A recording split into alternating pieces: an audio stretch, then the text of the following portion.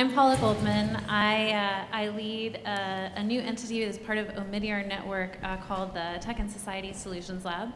And as you just heard, this is a panel on rebuilding trust in digital information, a wicked problem for which AI is both arguably part of the problem and part of the solution.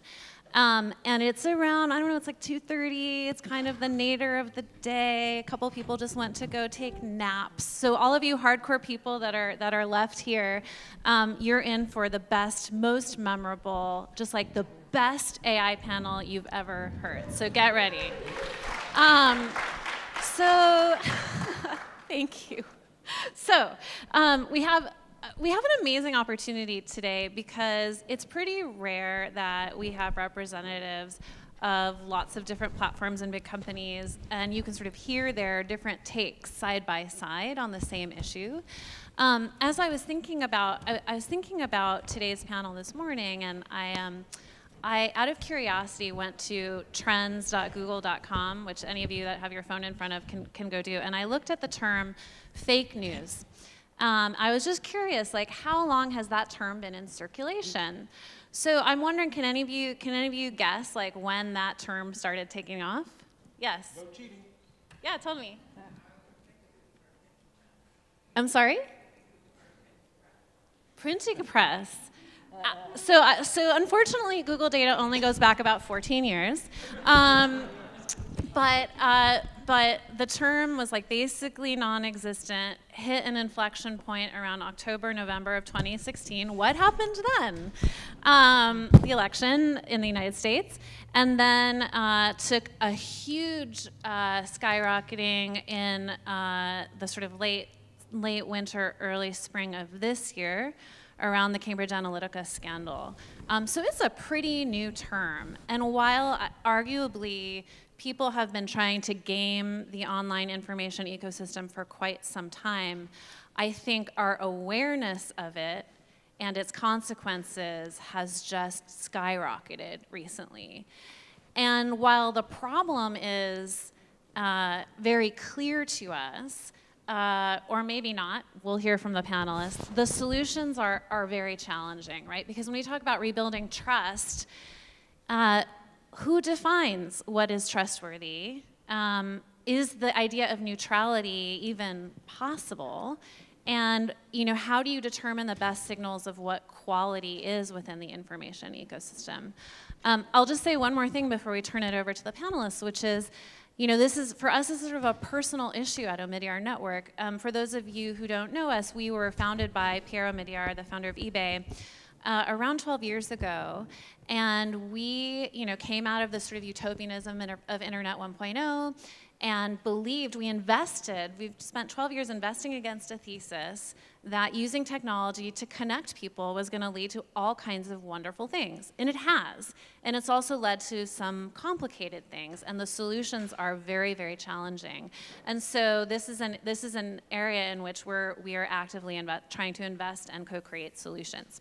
So without further ado, I'm going to start with Richard, who's right here to my left, Richard Gingras, who's the Vice President of News for Google. And I thought you could start out with some framing comments about where we are on this issue overall.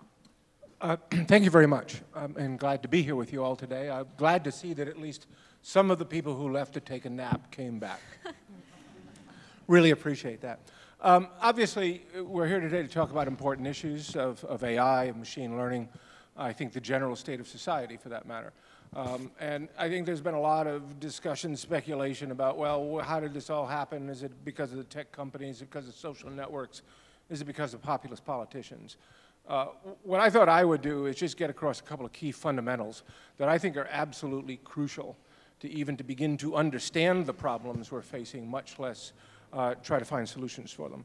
So what is the root cause here? The root cause is simply this. It was a wonderful thing. The internet put a printing press in everyone's hands. Simple as that. It was extraordinary. Created an amazing new marketplace for information, an amazing marketplace of ideas. It has given people access to information that they never, ever had before.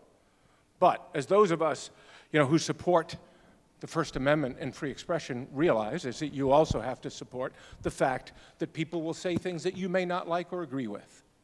And we have that as well in spades, right? There's at least as much chaff as wheat, if not more so, right? And so, yes, you know, there's nothing really new that's happened in the last few years in terms of information techniques to cause people to change their thinking or influence their thinking. It's just that we have the means to propagate it much more quickly than ever before. So that's a key thing that we have to keep in mind. Huge new marketplace for information, marketplace for ideas that we may agree with, that we may not. The biggest question facing us today is simply this, is how do open societies, how do democracies survive and thrive in a world of unfettered free expression? And it sounds paradoxical, and it is, but it is the biggest question. And we're seeing this around the world. And it's a real challenge. And there is no simple answer for it. No simple answer. You can't point to Facebook and say, you fix it, or Google and say, you fix it. No. It's going to require a rethinking on society's part in every dimension. The roles of our institutions, the roles of our governments, the roles of the press, the evolving role and definition of what good journalism is or is not, the evolving models of journalism for that matter. So there are no simple or single answers. The role of machine learning and AI, which I'll touch on very briefly, important, but how do we do that in the right ways? So it's going to require lots of effort by lots of people. It's going to require the leadership of many, not the leadership of one, and that means each and every one of us. And so when I say these core things about what's going on, I say them because I've been in tech my entire career. I'm extraordinarily excited and optimistic about the things that we can do, but I am also terrified about the situation we're in globally about those key questions. So 2 requests. 1, be wary of simple analysis of the problems, because many of those that I have heard are less based on fact than on the ability to issue an easily heard clarion call for change. Fake news is actually one of those, and I'll come back to that in a second. Think carefully about secondary consequences. And that's true of all of us in the tech space, and it's always hard because every inventor is thinking first about what he thinks he can solve or she can solve, and it's much harder to think about the secondary consequences, but we must do so. But it's even more important to think about secondary consequences, say, in the world of policy and politics and public policy, because they're so more difficult to change, right? So, for instance, let's get to that with fake news. Is it a problem? Of course it is a problem. It's a significant problem. How do we guide people to understand what's true and what's not in the world? It's obviously not about Macedonian teenagers either. It's about hyper-partisan press just as well. It's about political actors just as well. But fake news as a term has become a pawn. It's drawn the focus of the political sphere.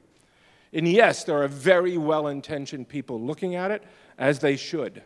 But they may not also fully grasp the problem or the complexity or the possible solutions.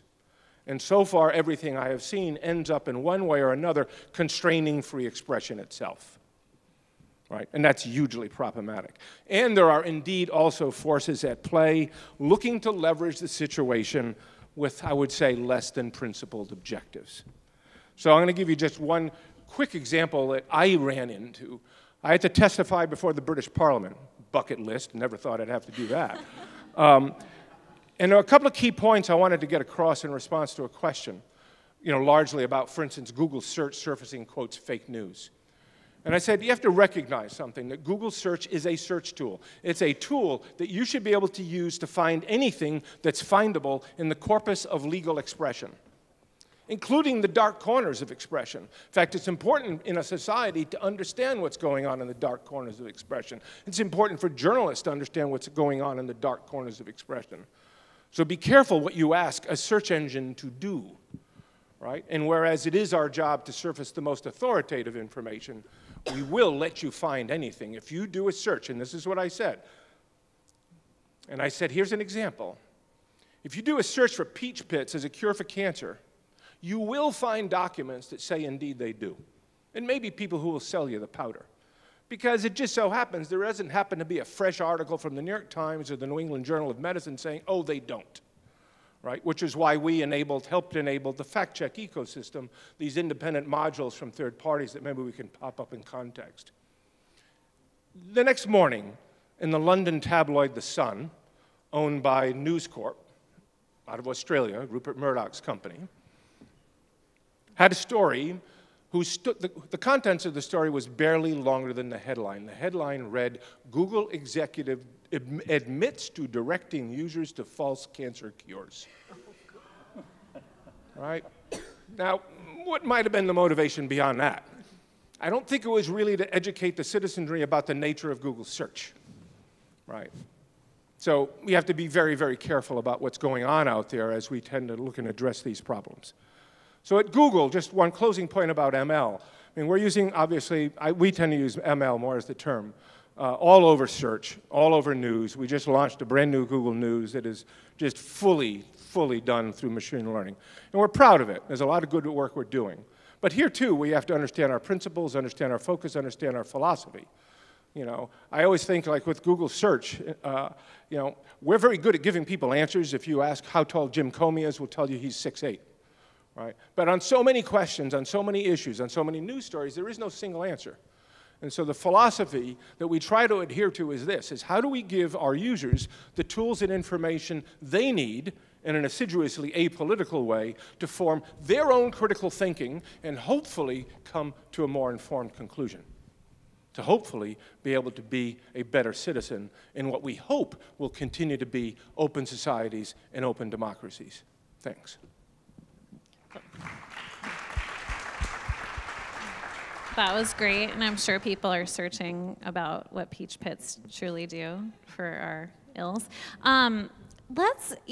Super fascinating, you know, and brings up the question of, you know, what is the responsibility of users and consumers in determining trustworthy information versus the platforms themselves. To that end, I thought we would move to Steve.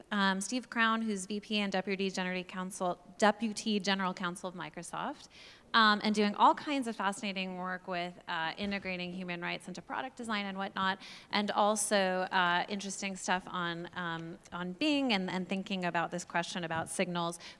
What can you tell us about what Microsoft is up to in this domain? Let me start by saying I agree with absolutely everything you said. That is, we are in a tech sector where it's a shared challenge and we're looking at finding responsible solutions. And my responsibility, I'm our Vice President for Human Rights. So I ground everything in human rights. And I think in this conference it's appropriate. It's human-centered AI. And it's also the 70th anniversary of the United Nations Declaration on Human Rights. I think of everything as really being grounded, and I'll bring this back to Bing. Everything is grounded in human dignity and consent. And the consent that we are talking about is consent to the rules that govern our life. That's a human right, that we should participate in government. We should have the ability to find the information that helps us inform our own opinion. We should be able to change that opinion. We should be able to elect people who participate in government to see our opinion help inform the rules that govern us. And you see that throughout. I'm just going to mention a few things out of the UN Declaration because I just think it's so important for us to ground this discussion in the fact this is about doing the right thing by human beings, even if we're frustrated with today a particular news story. The preamble is every human being is endowed with inherent dignity. We just have to keep that in mind, that we shouldn't assume we know better. We're going to decide for you. Article 18, everyone has the right to freedom of thought, conscience, and religion, including the freedom to change beliefs. So we need to be able to allow people actually to find the information that might inform that, even if we don't personally like it as the search engine. Article 19, everyone has the right to freedom of opinion and expression. This includes the right to seek, receive, and impart information and ideas through any media and regardless of frontiers. This was written in 1948. We're not dealing with a new issue here where governments are saying, I wish you'd tamp down this discussion. We've actually understood as societies now for over a half a century, we really need to take seriously this ability for people to find the information that might inform their personality. And we as the search engines actually take seriously our responsibility to do that. We are not there to say, we'd like you to see this, but we don't like this other discussion that's happening over here. And by the way, we as Bing, we operate in China. We are continually hit with takedown demands because it's not consistent with what the what the Communist Party or Chinese society might want. It's actually feeding tensions in society. So Microsoft, we demand that you take that down, and we get in a dialogue as to what we will and will not do based upon international law grounded in United Nations work. So let me make a quick plug. This is not for money. This is because the book is downloadable, free off the internet. We have a book out there called Future Computed. You can find it if you simply search those words on Google or Bing. And if you find that, you'll see that we actually talk about making sure that everything we do with AI, and I agree, the search engines are machine learning. In fact, they're one of the perfect examples of how AI functions. Everything must be human-centered. And so we put forth a concrete framework that we're trying to get a global dialogue on, and especially in the US, civil society to engage in this discussion. We say there are a couple of things that we have to have as absolute foundational level. One of those is anything that has to do with AI must be accountable. There must be human beings somewhere who are accountable for what has been unleashed on the world. We say related to that, there has to be a dimension of transparency, of understandability, and explainability so that you can actually identify both that a wrong has happened and where you think the error might be so you can hold somebody accountable. Then we articulate 4 principles, core values. Fairness, meaning you should get if you're applying for a loan, we'd better be sure that these machine learning algorithms are treating everybody truly fairly. Privacy, reliability, and security. If you're driving a Tesla, you want to know that it's reliable and secure. It's not being hacked and not taking you in doing things that you wouldn't expect when you bought the car. Inclusiveness. It has to be truly based on building that notion of we need everybody to contribute to the designs, the development of this work, and then making sure that it's actually truly inclusive for the human family. So these apply to search engines as well. And I'd like to give a couple of illustrations of how this plays out. One is our aspiration when we deliver a response to a query, we're trying to find the most useful, valued, trusted, empowering response that we can find for you. Now, we're not there to say what it is you should value, what it is you should want, what you think would make you a better person, but how do we actually provide what it appears to us you're searching for? So our goal is not about exciting, and we heard this thing about if you can get people outraged, they're going to spend more time. We're actually trying to get a response that meets what the query was. That's a simpler goal, but it's also way more challenging. It's pretty easy to determine what will excite people in America today. There are things that you can publish, and you can be pretty sure some group is going to latch onto that. Search engines actually have this challenge. People sit down at a keyboard, or they're on a phone, or they use their voice, and they enter a natural language query. They don't use computer code. They say, here's what I want to learn. So it's designed and initiated by an end user. We didn't ask to solve this problem, but somebody has asked the question. So now how are we going to reply? And by the way, you and I might use very different words to get exactly the same information that we're seeking. So we try to answer that by looking not just at what's in the New York Times or the Wall Street Journal or London Times or Le Monde. We actually want to look at, as was mentioned, everywhere. Anything's available that human beings have created and published on the web, we want that to be part of the corpus we consider. So we're looking at billions of URLs and web pages, and we're applying our machine learning guess as to what the end user is trying to get. And then we try to give you the most accurate and instantaneous response we can, because nobody's going to wait an hour or a minute for their web page to load. You need this immediately for these billions of queries against unknown, unexpected, billions of possible results against unpredictable kinds of questions. It's truly a superhuman challenge, which is why we use machine learning. And people should understand that as they think about why is it we have this fake news out on the internet. Machine technologies can't actually understand human beings. What they can do is make predictions. It's really a statistical exercise. There are models that say, based upon these words, here's what we have found people tend to be wanting. So let me give you a quick example. If I type the word subway in Bing, because I know what the results will be, it's unclear to Bing whether I'm looking for the nearest transit station. I might be looking for information about a fast food restaurant.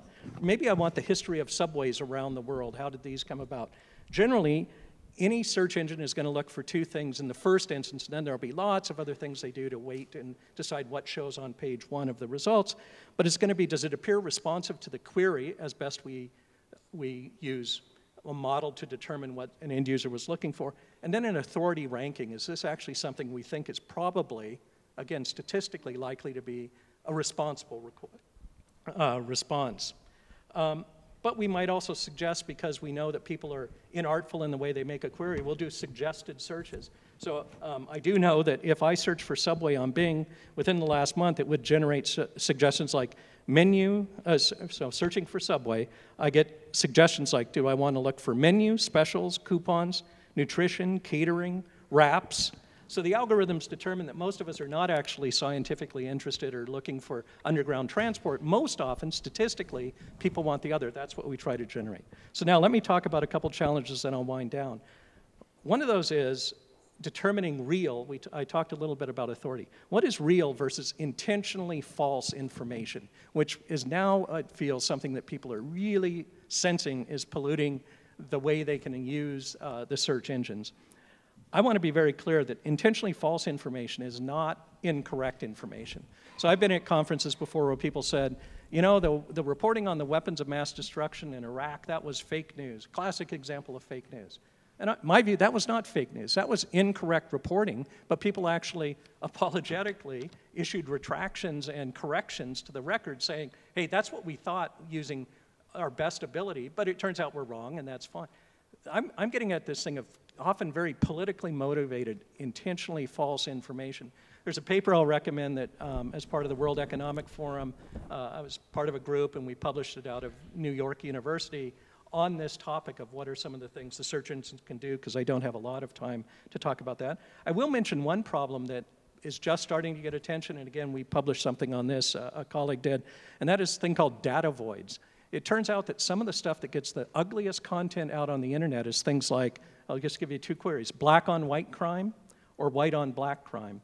Those are not queries we saw previously. Those are really tied to, I was actually Trayvon, we've had actually people who were then committing atrocious crimes saying those were searches that really inflame my understanding of what is going on. Those are actually data voids. There's no good content that responds to that query, and taking down query just leads taking down certain results leads to a further. So we have an effort underway to get people to understand where are the place we actually need civil society and others to come together to start generating better content to address that.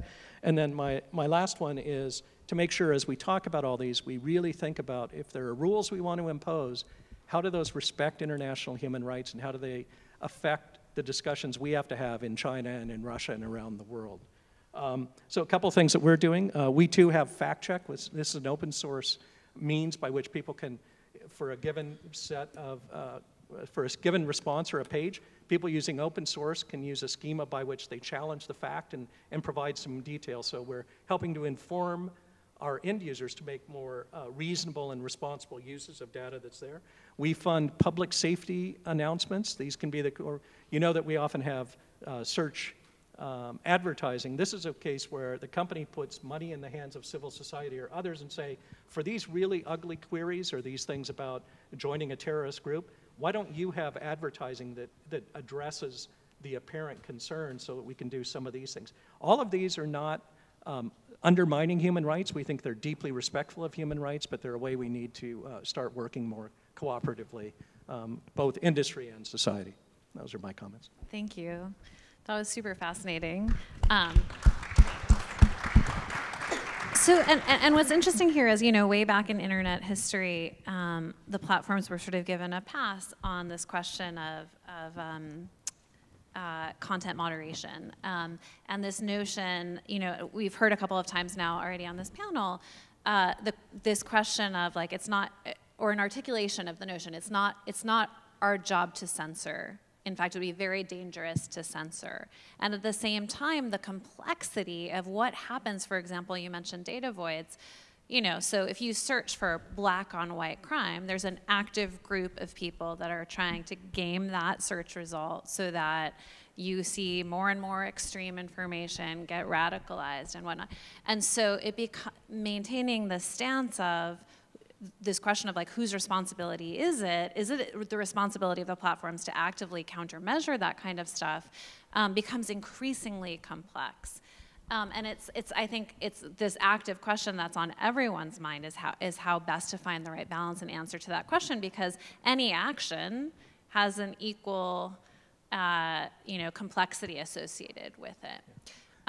So I'm curious now to turn to Tessa, and Facebook obviously has a number of initiatives going on in this regard, and you are in some ways sitting at the center of the storm, and as a PM working directly in news, and I'd love to hear a little bit about what you're up to and what you're learning in this regard. Well, thank you. And just to briefly introduce myself, I'm a product manager on the newsfeed team. And I work specifically on integrity issues. And what I thought I'd do is pick up on a couple of the things that Richard and Steve have mentioned, and then break down a little bit of how we think about the problem and how AI plays in, and hopefully get to your question as well. So the things I wanted to pick up on are Richard mentioned that we should be wary of attempts to oversimplify, and to oversimplify either the problems that we face or the solutions. And one of the things that Steve touched on is the challenge of the definitions. Is it fake news? Is it incorrect information? One of the things that we do is we have a framework that we organize all of our teams around in order to understand the problems, the surfaces on which they appear, and the actions that we can take. Because I think anytime we talk about misinformation, fake news, polarization, we're at risk of conflating a number of different challenges, and therefore at risk of coming up with the imprecise solutions, or solutions that will have unintended consequences. So the way that we think about it is that we do have a responsibility. We have a responsibility that we've always had for content moderation, and that's included upholding our community standards, removing things like hate speech, or removing calls for violence. We also have a responsibility to our community to enable them to express themselves and to connect with their friends and family. One of the things that's fundamentally different about Facebook from search engines is we're not organizing all of the world's information. We are showing you the information from the friends that you've connected to and the pages that you've chosen to follow. And because there's more information from those groups than you have time to consume in a day, the newsfeed ranking algorithm is ordering the posts based on what it believes you'll find most meaningful and what you're most likely to have a meaningful interaction around. So when we think about all of these different challenges that have been touched on today, we talk about them as a whole as integrity issues. And when we say that, we mean the abuse of our platform in order to create bad experiences for people. And we break integrity into 3 different types of problems. There are problems that are related to actors, like fake accounts or foreign interference. There are problems that are behaviors, spam, activity that is inauthentic and coordinated. And then there are problems that are related to content, like hate speech or misinformation, fake news. And when we think about those problems, we think about our responsibility somewhat differently across different types of surfaces. So on Facebook, we have ads, and we think that we have a higher responsibility when it comes to places where we're actually going to take money. But then we also have profiles where individuals can share their expression, which is kind of like a personal blog or a personal surface.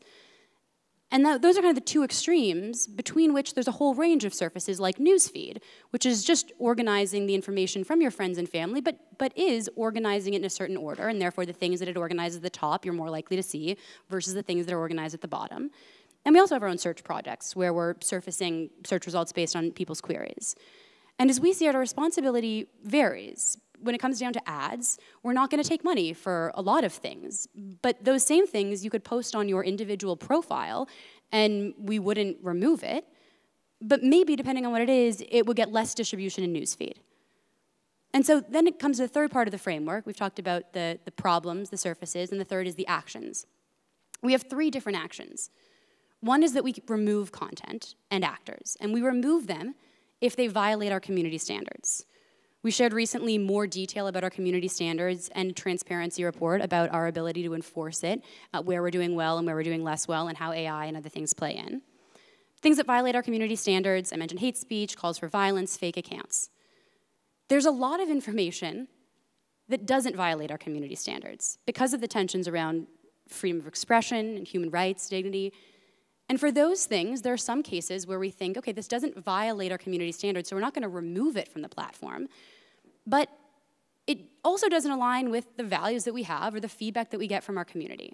So clickbait is one example. There's nothing that violates the community standards when it comes to headlines that are clickbait. But we hear from people that they create a bad experience, and we also know that they're often correlated with financially motivated bad actors who are trying to get people to click in order to drive revenue off platform. And so we use machine learning to predict those things and show them lower in newsfeed so that they're going to get less distribution. And that's the bucket of things in which we put false news, and one of the ways that we do that is working with fact checkers, which we can talk about more later if it's of interest. The third category of actions that we take is to inform. So we talked about remove, reduce, and inform. And as Steve mentioned, and Google does the same, one of the things that we are looking to do is to give people more context when they come across a topic. So one of the ways we do that is by surfacing articles from fact checkers.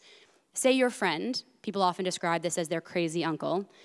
There's a lot of crazy uncles out there, but if your crazy uncle is sharing an article that is actually fake news, and a fact checker has written an explanatory article debunking whatever the claim is, we'll show that explanatory article from the fact checker right in line in your newsfeed, which is a pretty big deal for us, because generally speaking, we don't insert ourselves into your newsfeed. But we do think that we have a responsibility to help inform people and give them more context. Another example that is broader than just instances where something's been reviewed by a fact checker is a product that we have where on any link that you see in your newsfeed, right now in the US, although we're working to expand, there's a little eye icon.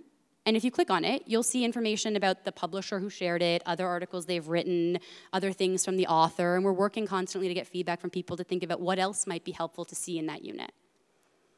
So those are the ways in which we try to break down this problem that I think oftentimes people talk about and conflate as all being sort of one thing. Now, I wanted to touch briefly before I wrap up on how AI and machine learning play into this. I think there's three things that AI is really, really useful for when it comes to Facebook. One is the volume of information. So on Facebook, there are billions of posts shared every day. It's just not feasible for individuals to review all of that. And so AI can be really useful at helping us scale in order to cover more volume. The second thing is speed. Even if you were to say, okay, we have all of this content, but what we're going to do is empower people to give us feedback, or we're going to look for different patterns so that we can get that feedback, we wouldn't be able to do so as quickly as we were able to do with AI. And the third is that reporting has this funny property, which is if you're in a terrorist network, you're probably not going to report each other. So relying on reports or feedback from people alone isn't effective, and we know that we need broader solutions like AI. AI also has some limitations. AI is not particularly good at the moment, it depends, but at the moment it's not particularly great at understanding context. So someone sharing something to, a video of a beheading supporting that action versus sharing it and condemning the action, AI is not always great at differentiating, but we as Facebook actually would do different things depending on what the context was. And the other thing that it's not great at is solving problems for which there's not a large corpus of training data. Now, some of these problems have more training data than others. Clickbait, you can generate your own training data. It's super easy.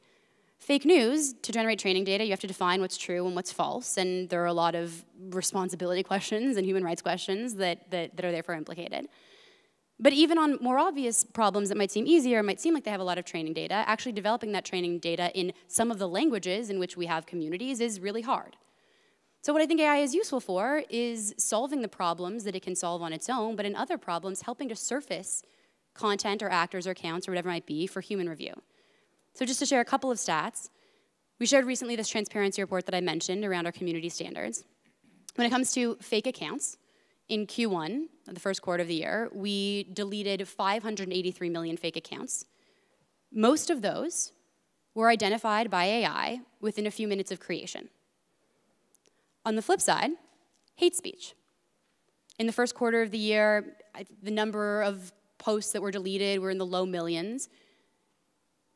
The number that were precisely identified by AI was less than 40%, because AI is not as good at identifying context in the environment.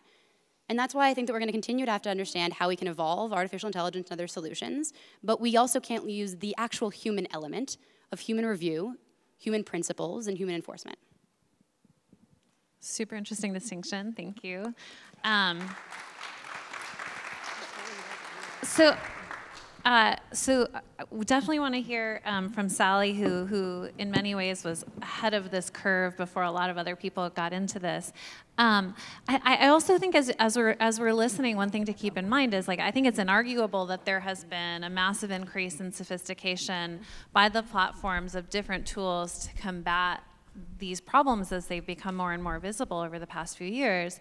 One of the questions is, is this going to be a continued sort of cat and mouse game and sort of arms race to keep up with the different ways in which platforms are manipulated? And is this sort of the best that we can expect because the problem is so complex? Or should we be thinking about, for example, different business models and different ways of getting this data out to different audiences? Some of the debates that are raging around, like, should there be paid options and whatnot, and would these problems be less under those circumstances? So just a question I wanted to not necessarily open up for debate, but for background as you all are thinking about what questions you want to ask of panelists. But before we do that, moving to Sally Lerman, who's director of the Trust Project. Also, I think we are very proud that our sister group, Democracy Fund, did support the Trust Project, and you got in early on this question of signals of quality. So tell us a little bit about your work and what you're doing in this domain. Okay, thank you. It's really a delight to be here. And I want to say also Google is one of our funders, as well as the Knight Foundation and the Markle Family Foundation. So I speak from the perspective of a journalist, as a science journalist, and I know firsthand how hard it is to get facts right, and also firsthand how critically important it is to get facts right. And one of the things, as I'm listening to my fellow panelists and thinking about, they are serving up and parsing information for the public. Journalism is different. And it's important for us to consider how journalism is different. Journalism is not just any kind of information. It is information designed to serve the public interest. Information that is designed to help people make decisions in their own lives, in their communities, and around and about their shared government. So as we think about providing, the name of the panel had to do, or Paula actually brought up this idea of false news to begin with. We are talking about a distinct type of information that needs to be thought about it differently. And how do we surface not trustworthy information, but trustworthy journalism? And what is that? So we've kind of went back into time a little bit on it with these other panels. I want to take you back to 1947 when the Hutchins Commission took on that problem. And the time was very similar to today, when there was a lot of distrust in the media. There was a lot of concern about consolidation of power in the media and lessening of local news sources. Frankly, news publishers were concerned about government intervention. And so Henry Luce, the publisher of Time Inc., called up his friend Robert Hutchins from the University of Chicago and asked him to put together a commission to examine and interrogate this idea of what is journalism and what is the social responsibility of the press. And the principles that they came up with are resonant today, relevant today, and they're also resonant internationally. And so it's a good grounding as we think about this idea of surfacing quality to the public in various ways. One is that journalism, a socially responsible press, provides information that has been verified, truthful, and provides it in a context that gives it meaning. News organizations provide forums for civil exchanges. They provide information about the constituent groups of society to one another, so essentially so that we can learn about one another and learn the perspectives of one another. And we uphold the public's interests. So the Trust Project, which is what I founded, and with the idea of how do we essentially get machines to surface trustworthy news, because we knew that this wasn't happening and it was a real problem, one, on the part of people not getting the news they needed, and also news was being degraded because it was trying to serve the machine in an unfortunate way. And so I thought, well, can we train the machines better? And I went and talked to friends such as Richard Gingras here and another friend said, could we do that? And Richard, of course, said, definitely you can do it, and offered to jump in and help, which I greatly appreciated. And so what we did was do a design thinking approach, essentially, and start with the public and try to think about what is it today that people are valuing in the news? When do they trust it? When don't they? And then we brought together senior executives from throughout the news industry in the US, Canada, Europe, and Mexico, and I led workshops to ask them to marry what we learned from the public with journalistic values. And out of that, they came up with a set of 8 indicators of trustworthiness, which I called the trust indicators, which are elements that these news organizations, or not the 75, but a set of first implementers, are showing on their sites to users. And these same indicators are providing information to the machines in order to help the machines do a better job of surfacing quality information.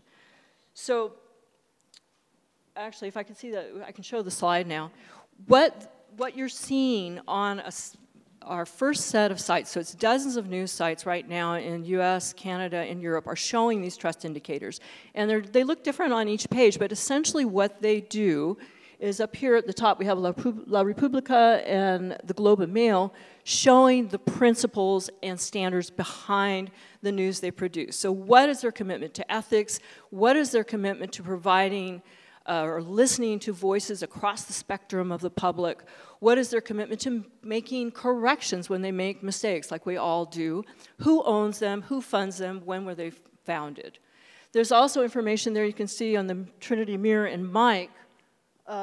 Actually, Mike is the best practice as well, but Trinity Mirror is showing information about the author. So on the article page, you would get both a link to the information about best practices and information connected to the byline about who is this author, what is their expertise, both topic-wise and demographically and also geographically, and what's their body of work. In addition, these news organizations are providing information about simply, is it news, is it analysis, is it opinion, or is it paid content produced for an advertiser or some other reason? And there's other bits of information that I can provide to you as well when we talk later.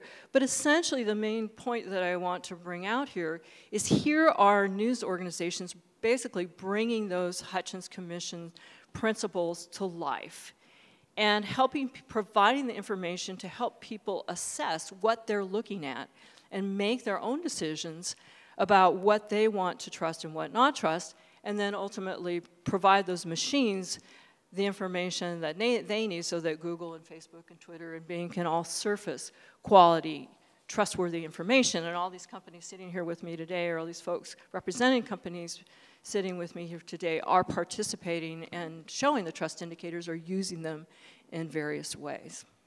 So here we have the news industry stepping up to the challenge and providing information that can be standardized both from a technological level and also at a human level.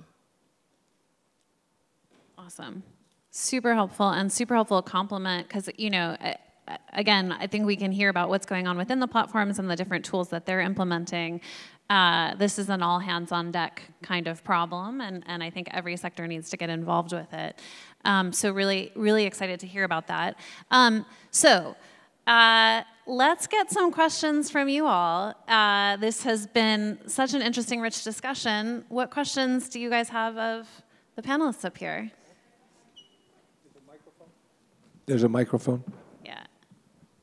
So over the last year or so, we've seen the emergence of media created with the use of machine learning to create fake video, fake audio, and sometimes called deep fakes, which is largely indistinguishable from recorded media. I'm curious to hear the panelists here speak to their awareness of this problem and solutions to this problem in terms of verification of media and how that media is found and flagged. I'm glad to toss in a few thoughts there. Obviously, synthetic media is a growing area of technological development. on the one hand, we would hope that we can battle synthetic media with machine learning as well to understand it.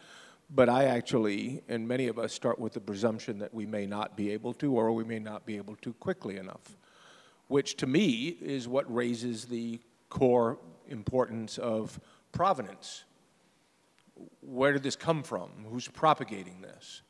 Which actually ties back to Sally's efforts with the Trust Project. And I've been working with her on that since the very earliest days of the effort. Because to me, it was all about provenance. It was all about how do we understand more about the sources of the information. And how do we even, because like, I'll give you a simple example. I mean, at Google Search, often I'm dismayed when I see that we have not, in a sense, given proper due to someone who's actually an expert in the realm, right?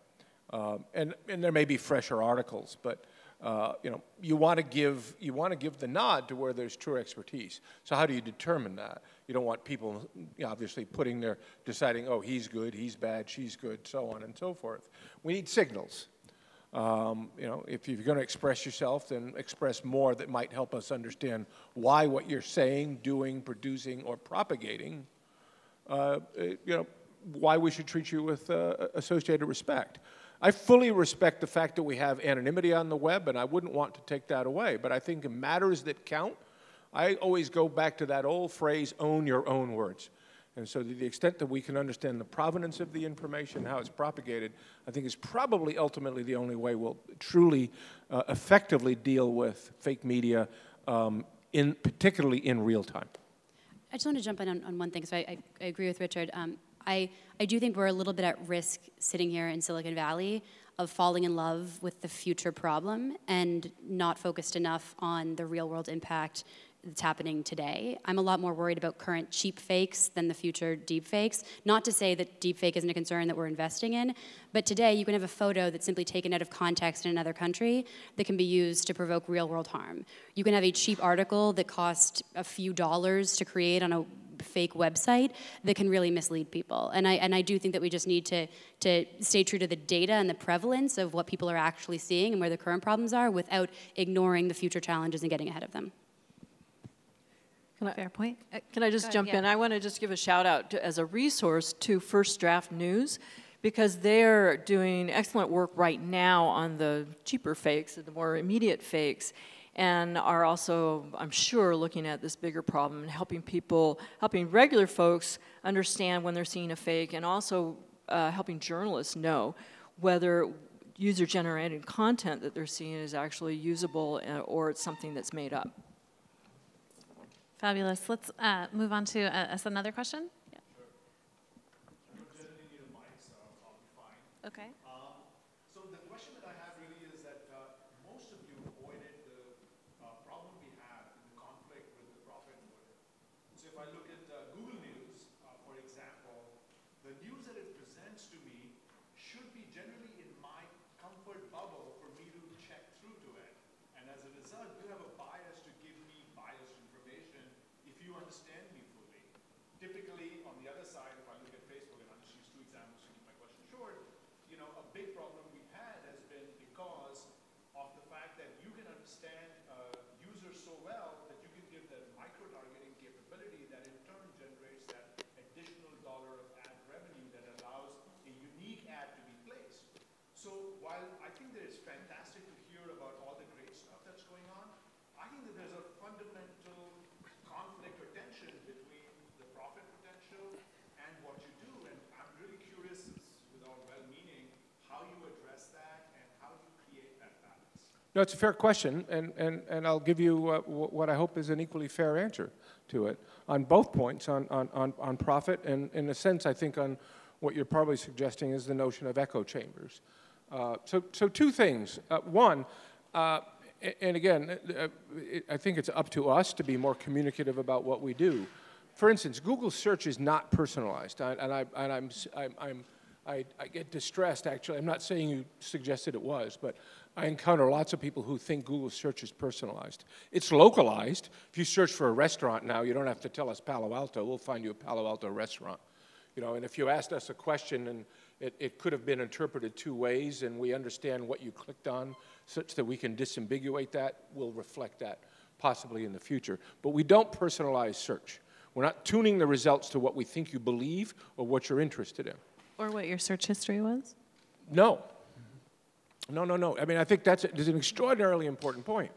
And back to news or Google News, the new Google News, there's a lot of personalization in it. But there are two things we do about that. One, there's the personalized feed and there's the headlines feed. The headlines feed is no personalization at all, right? We think that's important. And even in the personalized feed, if you dig into a story, there are these full coverage streams that are really quite remarkable at their depth, not personalized. Everything is there. But you raise a good point, and I do think with regard to personalization, all of us who do personalization, I think need to respect and figure out how better to address three things. How do we let you know what's personalized and what's not? How do we give you a cue as to why it's personalized, and how do we let you control it? Okay? The second point about profit, again, you need to look at companies individually just to understand the nature of their businesses, right? And at Google or Alphabet, well, Google, if you look at YouTube, it's a different story, right? They're obviously concerned about watch time, and you could say watch time is connected to revenue. That's not true of Google Search, and it's not true of Google News, right? I mean, both of these, we're sending traffic out. And in fact, our motivation, we've mounted tremendous efforts to try to build a healthy news ecosystem, not just because we think it's a good idea. If you want to understand Google as a platform, our platform is the open web. Right? We have great advertising systems. Last year we sent $13 billion to publishers at rev shares higher than 70%. We only succeed when they succeed on the open web, right? So it's a very different structure that, in a sense, again, at least for us, I don't look at that profit motive issue in a problematic way with regard to Google Search and Google News. Anyone else want to respond to that? I mean, I'd agree with what Richard said. One of the things that we do is give people visibility into what data is being used to target ads to them, and the option on every ad to see why you're seeing this ad and to adjust your preferences accordingly. The other thing that I would say is we have over 2 billion people around the world using Facebook. If you're trying to create a product for everyone in the world, the advertising business model is a business model that enables people who wouldn't otherwise be able to pay even a small fee the ability to have access, and that's something that's core to our mission. I'd just say, as Microsoft, we don't have a major social media platform, so it's less, and Bing, that, as I mentioned, that's not the way we drive that. I will say it's worth us, as people concerned about the flow of information, to think about this thing of, as you mentioned, who is going to be able to afford it if it is paid? So I subscribe, I pay for the New York Times and the Wall Street Journal, so I don't have to have a fact check on it. I already know what credibility to give the authors, that sort of thing. I will say I've been in conferences. One of them was in Wilton Park outside of London, and people were concerned about, there's so much fake news out there, which was a few years ago, a couple years ago, and it was, what we really need to do is, along the lines of what you said, we need to know how well it's they went further, how well it's capitalized, how long they've been in business, what's their editorial staff, what is the training and the education of the editorial staff and the reporters. And a woman from America, African American, raised her hand and said, stop already. What you're saying is you want to take me back to a time of white males who come from moneyed families are going to own all the press. And she pointed out, and this will resonate for some of us here who are a little bit older, because I distinctly remember this. The end of the evening news, Walter Cronkite would say, and that's the way it was this day in 19 blah. And she pointed out, for her, that was never the way her day was. And part of the beauty of the internet and the content that we need to protect is, as Richard mentioned, we gave everybody a printing press. There's an opportunity. And so the real challenge is, in my view, how do the platforms invest appropriately and enable people to make better decisions about how to interpret the information that's available on the web. I'm not saying we have to wait for 2 generations until we have really well-educated kids who have deep critical reading skills. That's the ultimate solution, but in the meantime, we need to solve today's problem in order to help us get to that point where we can have more systemic solutions. One last comment, if I might make, on the attention economy, but I will point out, I think these are important questions. And I think the ongoing scrutiny of anyone who plays a significant role in this space is important. I would never deny that, and we all need to continuously soul search on the answers to those questions. But I get a lot of stuff today, memes about the attention economy, as if this was somehow a new thing, right? Media has always been about an attention economy, right? I mean, if you think back, whether it was cable, whether it was broadcast TV, it absolutely was. When I grew up, people were watching, on average, 7 hours of television a day. You thought, how could you even do that and work a job, the average household, right? Remarkable. You can get photos, old photos of people on subway trains, everyone with a newspaper in front of their faces, right? These aren't necessarily good or bad things. It depends what you're putting in front of them, right? Any good journalist, any good news organization, if they're not seeking hard to try to figure out, get and hold your attention, they're not doing their jobs. They're just not. So again, they're important questions, but they're also not simple binary ones. And they ultimately get down to who we are as a people and what we think is important to our societies as people, and how do we guide our attention and our engagement with information such that we end up in a better place. I just want to add, in terms of the complexity, as we think about profit of these major companies, as we look at what's happened on the internet and to news on the internet, one of the major problems has, of course, been the destruction of the profit model of news. And so that's one of the most powerful things about the Trust Project, is these news organizations are stepping back and saying, what is our responsibility here? How can we kind of regain control of the distribution of journalism and again, regain the eyes and the attention of the public through our own means with these external partners that are supporting us in various ways. And advertising comes into that picture as well, because we can provide these same signals to advertisers who, of course, want to appear alongside trustworthy news as opposed to all the false information and destructive information. Yeah, I'd add one more thing, and that is, and this is not a statement about the platforms or Microsoft or search engines or social media, the decline of local journalism has just been horrible for public discourse and the ability for us to talk with one another in shared experiences. So if you look at the trend on how many independent local newspapers still survive in the United States, it's fast trending towards zero. And with that, it means that people in New York or Chicago or wherever it might be are deciding what is relevant in some small town in California or Oregon or Washington, and they really don't know. And so the news is not actually generating people talking about local challenges. We need to be thoughtful about how do we resurrect that dimension of social engagement. And there too, I want to add a few thoughts, because it is certainly the local news situation, in my mind, in our efforts, is the most important thing that we're focusing on. And I won't get into detail there; it'll feel like marketing, but it's there. There